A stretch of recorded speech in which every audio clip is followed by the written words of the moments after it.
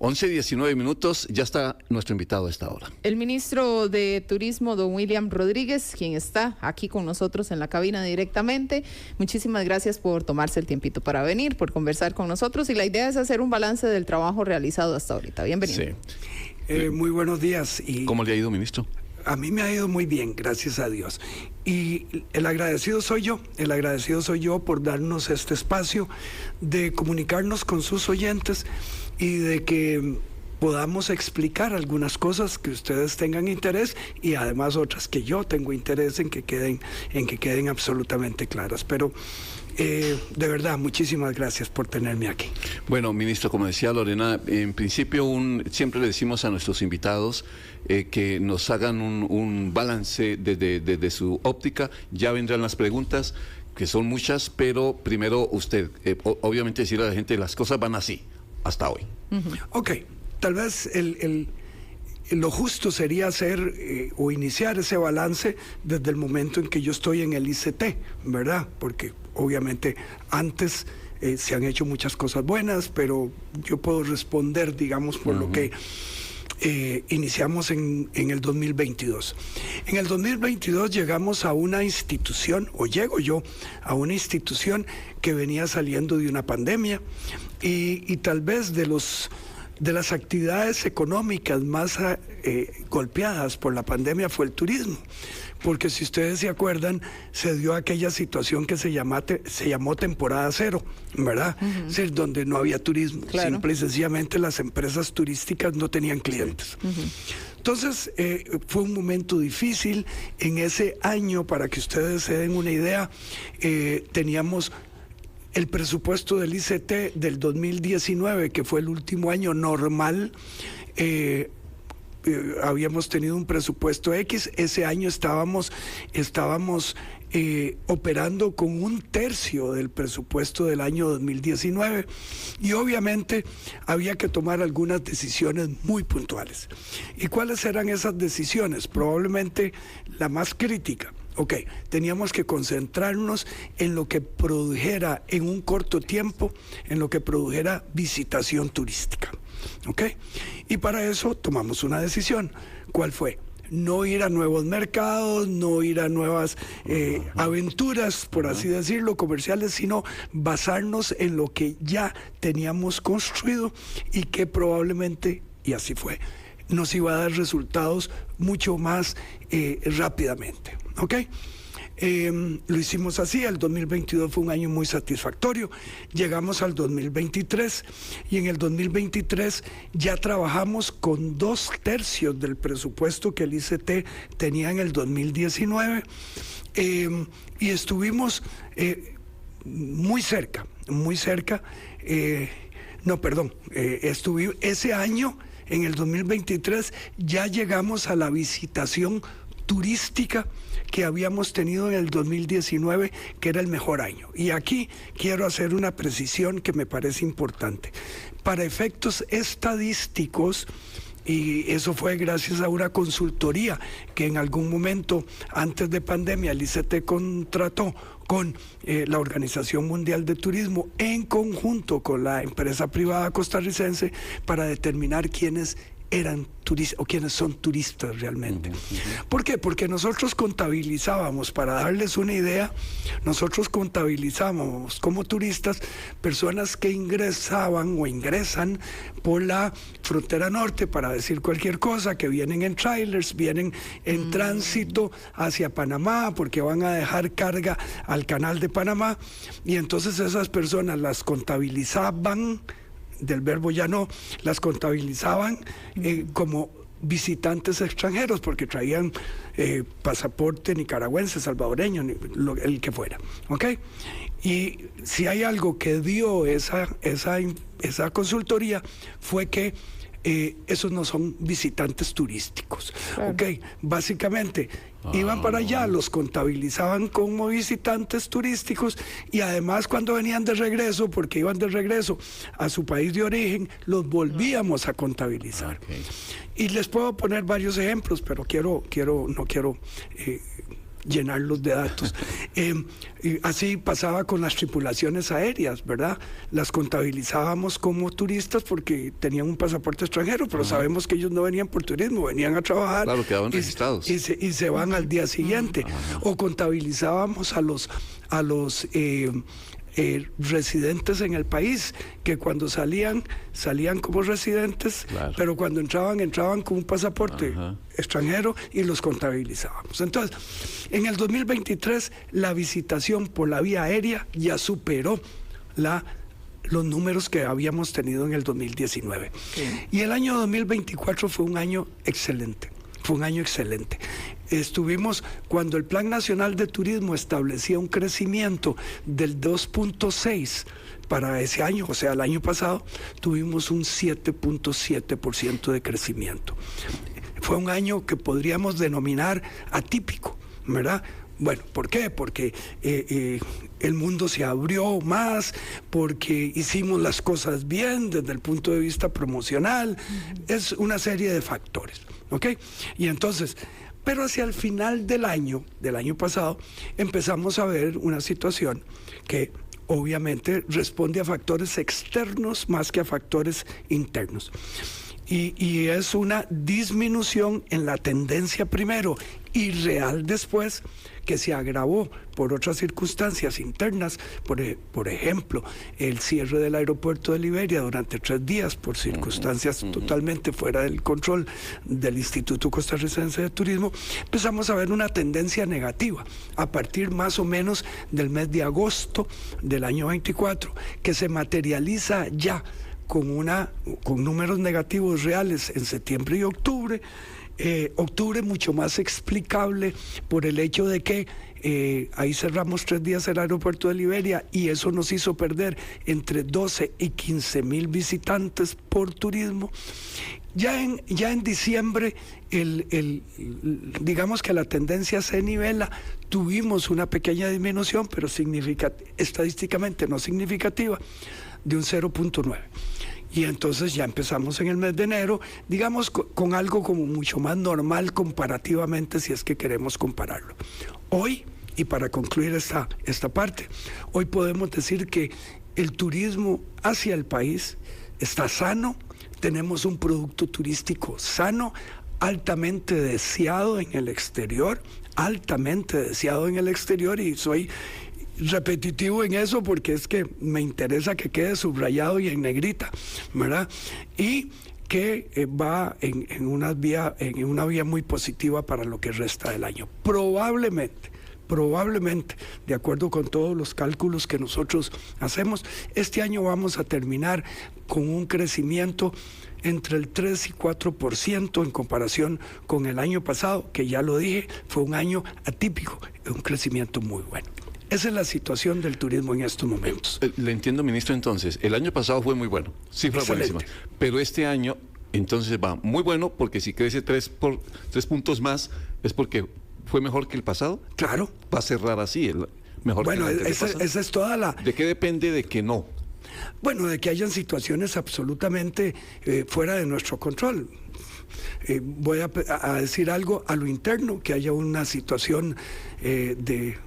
qué sé yo, un invierno... diga otra pandemia, por favor. No, Dios guarde. un invierno muy crudo, por ejemplo, sí, ¿verdad? En lluvias, en huracanes y cosas así por el estilo. Eso asusta al turista mucho. No solo asusta, sino que realmente cancela vuelos y tiene una serie de circunstancias que nosotros no podemos prever.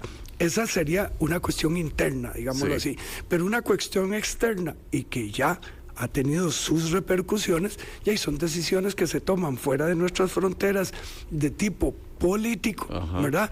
En donde asusta a los viajeros de los mercados principales nuestros, Estados Unidos y Canadá especialmente, y puede ser que la gente diga, bueno, no, mejor me voy a aguantar para ver qué pasa, ¿verdad? Y todas esas cosas. Entonces, depende de muchas cosas, y obviamente, especialmente en el caso de Europa, depende de cuestiones económicas en estos momentos en la comunidad de Europa Occidental. hay una serie de situaciones que probablemente lleven a incrementos de impuestos, cosas así por el estilo, que sin duda afectan al municipio. Claro, ministro, voy a dejar una pregunta sobre la mesa, ya vamos a cumplir el compromiso de las noticias, y una pregunta sobre la mesa, si no dependemos demasiado de estos mercados, uno de Estados Unidos y el otro de Europa, casi que poniendo los huevos en una sola canasta, y pensar en otros mercados, pero usted me lo va a decir ahora, me va a contar si en eso hay planes para que no dependamos tanto del comportamiento de cómo amanece hoy Donald Trump y entonces eso nos va a afectar, ¿verdad? O cómo están las cosas, por ejemplo, en Europa, que entiende uno que son mercados gigantescos y que son los que más exportan turistas, pero dejo la pregunta solo como para pensar en la próxima media hora. Las 11 de la mañana, 30 minutos. Vamos a las noticias. En Extra Radio, Minuto 30. Lo que hay que saber. Hacemos el repaso informativo a esta hora. Renuncian al PLP 4 regidores de la Municipalidad de San Carlos. Hoy, 29 de mayo, es el Día de la Persona con Discapacidad. En nuestro país, más de la mitad de la población está fuera de la fuerza laboral. El diputado Antonio Ortega presentó al Ministerio Público prueba relacionada con el caso Pista Oscura, donde en apariencia estaría involucrado el presidente Rodrigo Chávez. Además, 2 hermanos adultos mayores fueron detenidos como sospechosos de venta de droga en Cartago. Ambos ya habían sido detenidos en el año 2023. Este es el repaso a esta hora.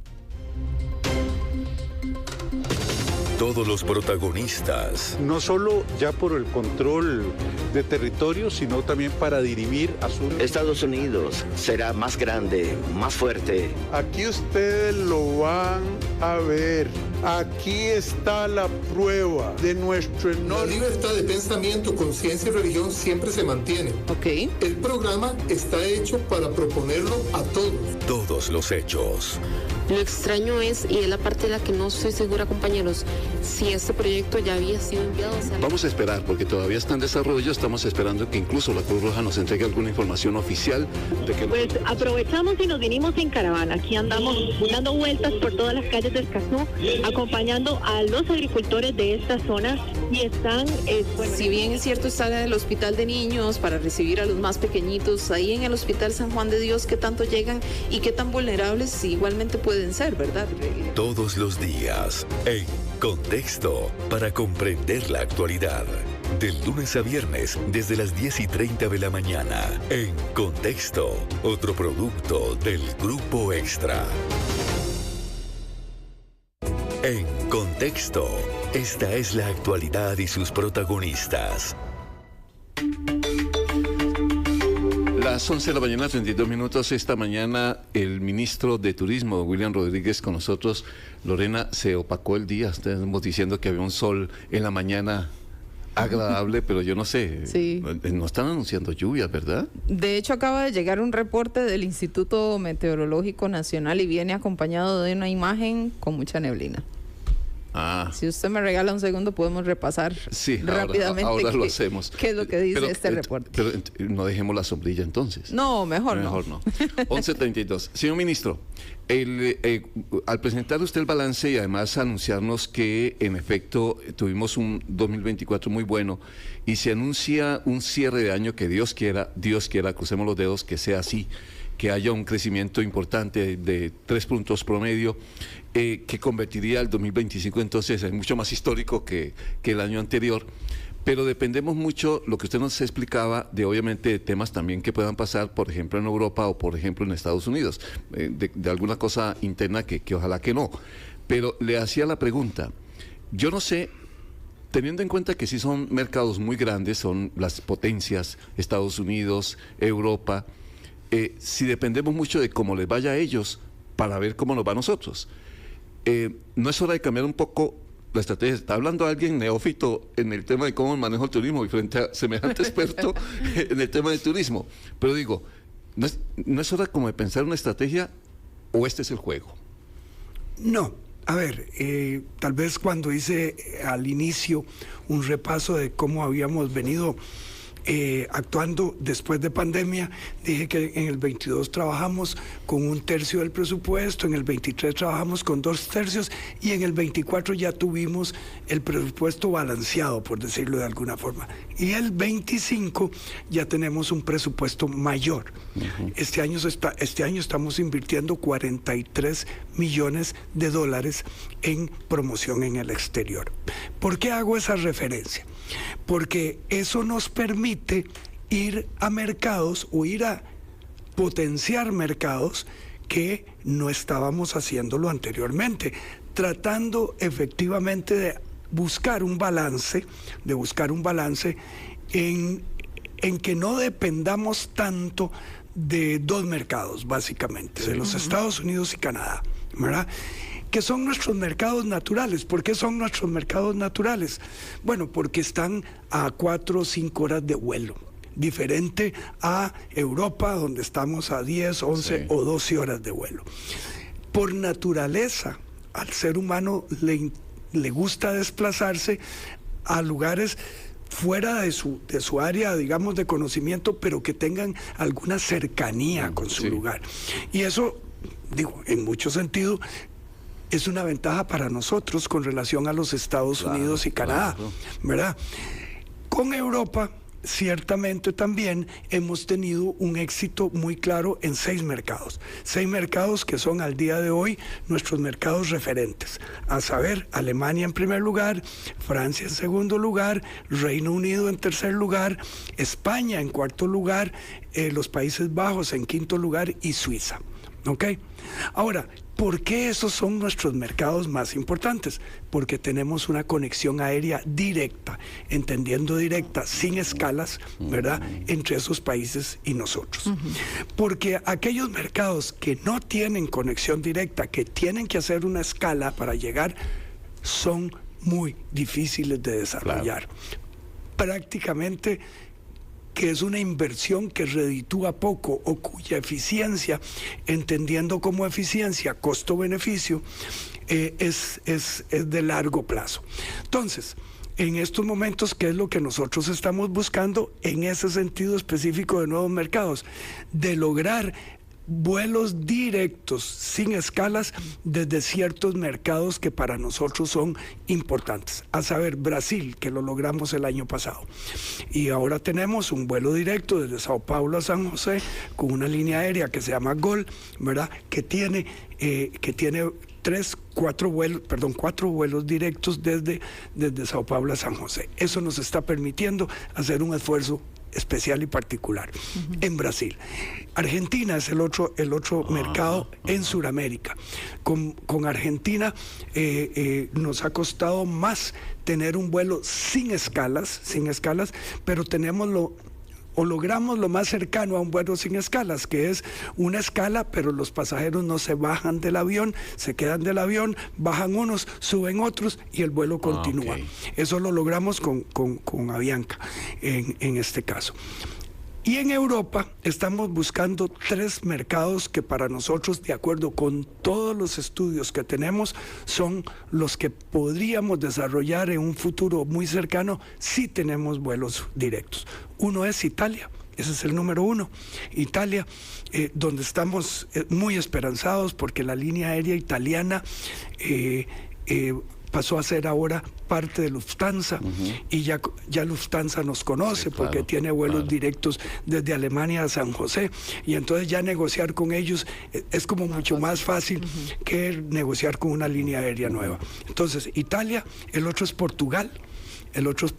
Que también tenemos una alianza ahí especial con las líneas aéreas españolas que van que vienen de Madrid a San José, pero que también están registradas en Portugal. Entonces, estamos pensando y planeando con ellos cómo hacer un vuelo desde Portugal a San José directo. Y el tercer mercado en Europa son los países escandinavos, y ese es el mercado al que le estamos apostando más, y que no es un solo país, son 3 países, ¿verdad? Como sabemos, Suecia, Noruega y Dinamarca.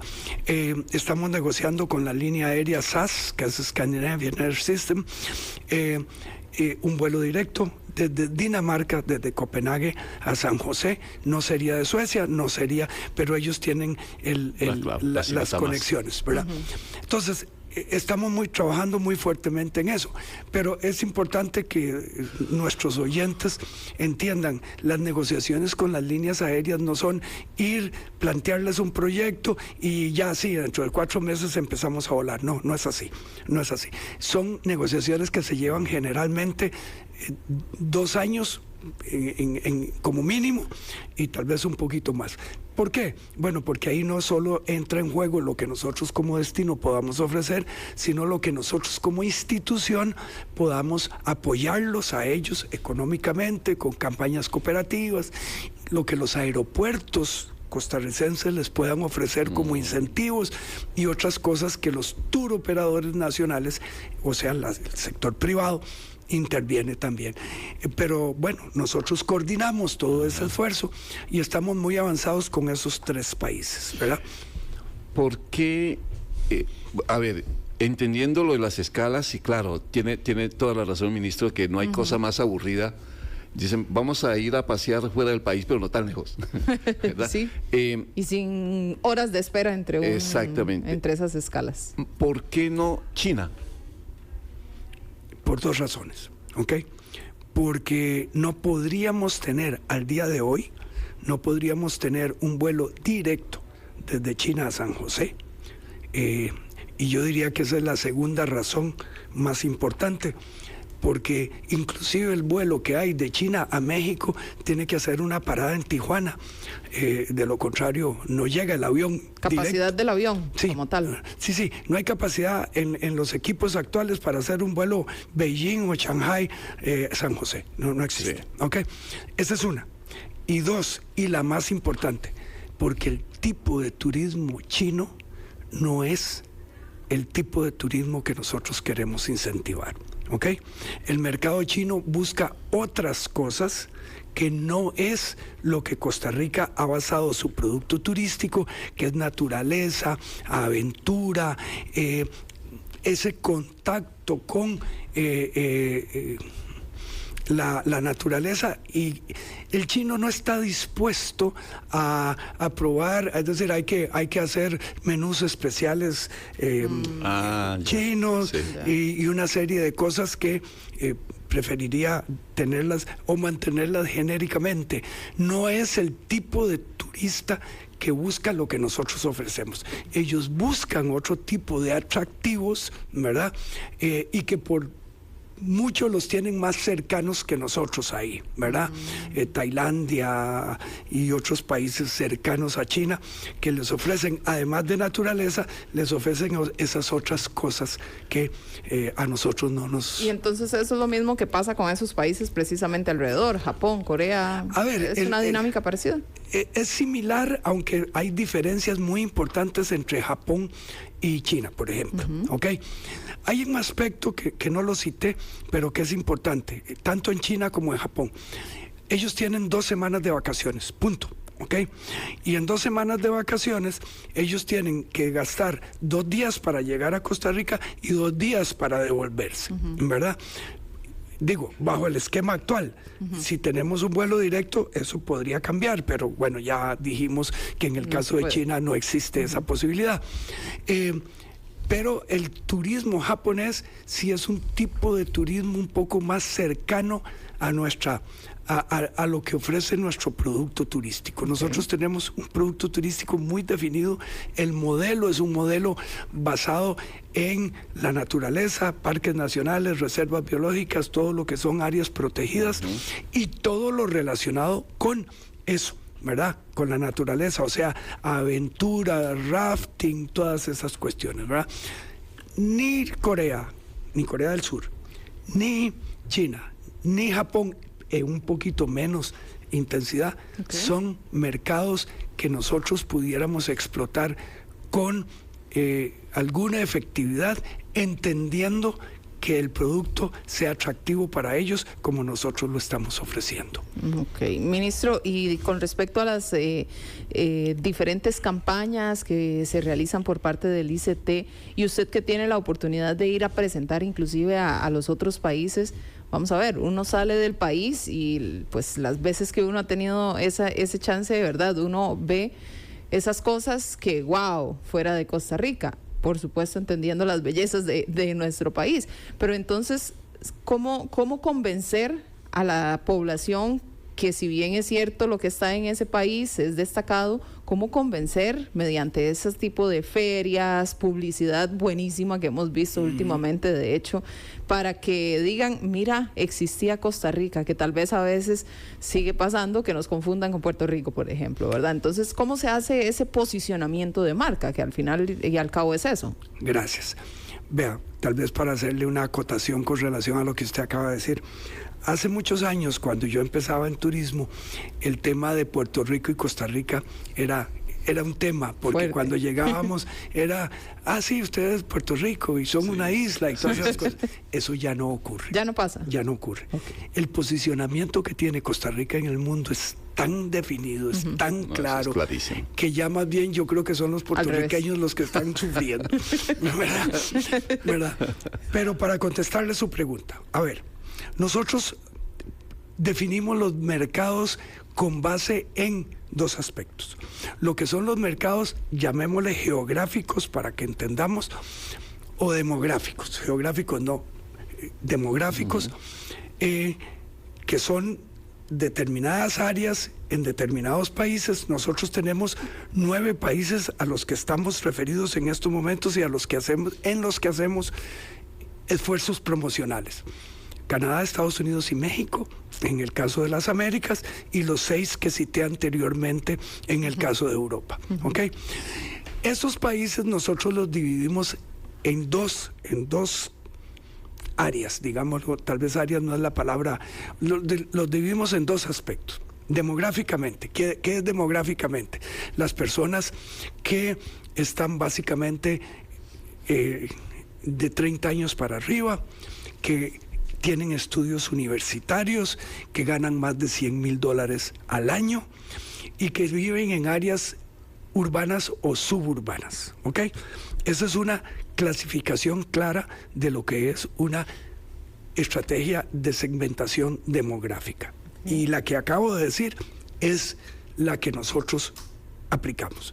Pero además de eso viene la segmentación psicográfica. Es ¿qué buscan esas personas que tienen más de 30 años, que ganan más de $100,000? ¿Qué buscan? ¿Qué quieren? ¿Ok? Y entonces ahí es donde empieza todo lo que se llaman nichos de mercado. ¿Ok? Nichos de mercado, bienestar, gastronomía, aventura, playa, etcétera.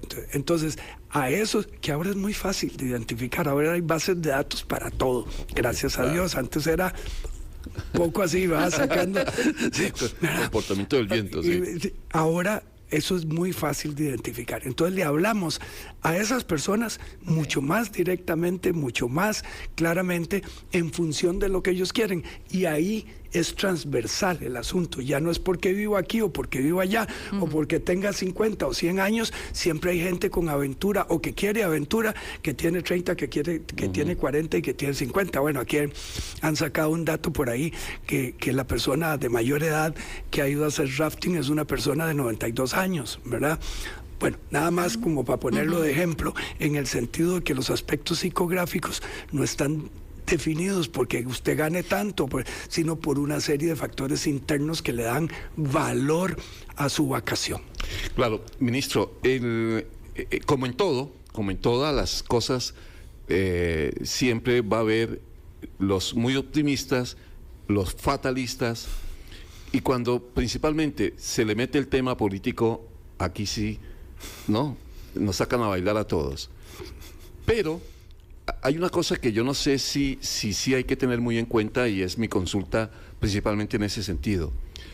Si Costa Rica, en algún momento, y con todo este presupuesto que usted nos habla, que me parece muy, muy interesante que se pueda hablar de eso, de tener $43 millones para invertir en esto, para traer más turismo, para hacer promoción del país, frente a la competencia que tenemos. Hay quienes dicen que obviamente hay una competencia muy alta en países donde es mucho más barato ir a hacer turismo Ponen siempre el ejemplo de Colombia, para la gente que se va a Medellín, etcétera, etcétera, que es el turista nacional básicamente. Pero digo yo, a nivel general, y para esta gente en Italia, en Portugal, para los países escandinavos, etcétera, ¿no hay una competencia en la zona que nos pueda estar abriendo, haciendo herida, dejando alguna huella? ¿O usted, pese a eso, sigue siendo optimista que nos prefieren a nosotros?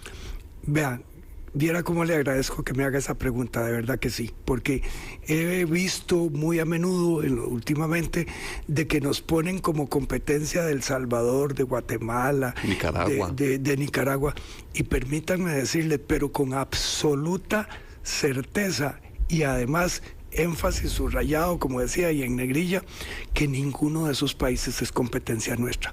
¿Ok? Nuestra competencia no está en el área latinoamericana. Pero todavía, y voy a ser un poco didáctico con esto, pero no me voy a profundizar, hay competencia primaria y hay competencia secundaria. ¿Okay? La competencia primaria es la que compite con uno con las mismas condiciones. O sea, que el producto es exactamente igual. Que son países verdes, etcétera, etcétera. Que priman una serie de valores que nosotros resaltamos en nuestra comunicación.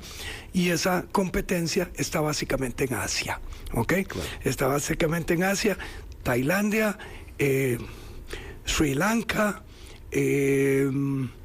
Nueva Zelanda y otros países de la región asiática.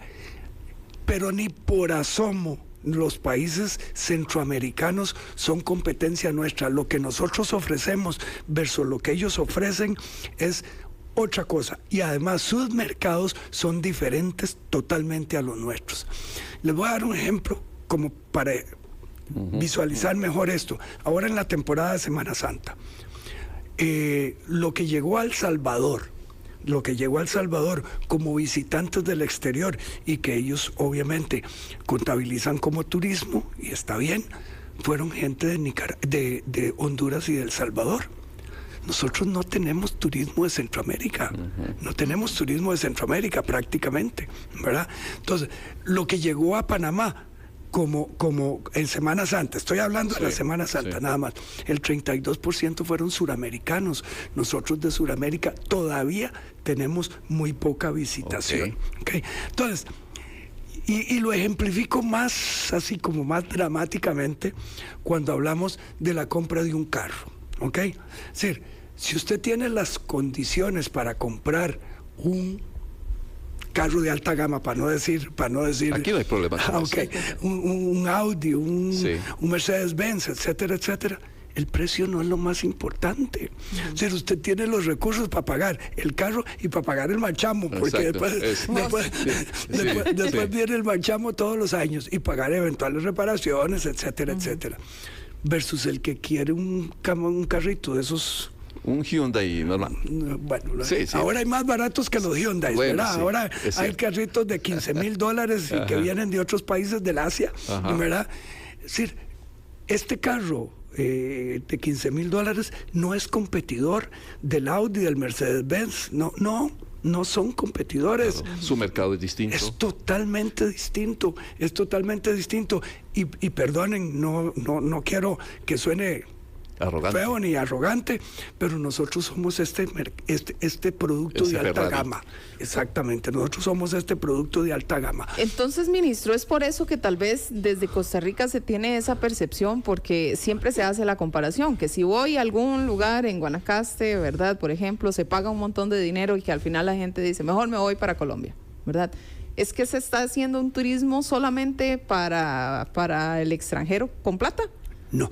A ver, y ya usted me movió la ficha a otro, pero qué dicha que lo hace. Es que nos quedan un par de minutos. Y voy a tratar de resumirlo en un par de minutos. Sí. El mercado interno, el mercado de turismo interno.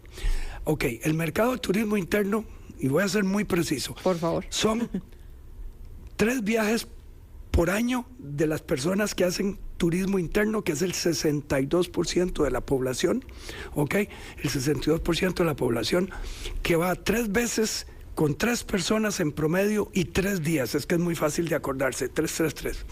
Son 660 millones que se trasladan del área central del país a las zonas turísticas. Pero nosotros tenemos la gran virtud de que tenemos producto turístico para todos los bolsillos. Y desde ese punto de vista, claro, si yo quiero ir a un hotel de esos, como me dijeron que no hay problema de citar un Four Seasons o una cuestión así, desde luego yo no lo tengo, pero sí lo tengo. Sí tengo los recursos para otros productos que están al alcance de mi bolsillo. Claro. Ministro, a ver, a veces piensa uno, ahora que hablaba de, como en todo, siempre está el que es muy optimista y el que es muy fatalista.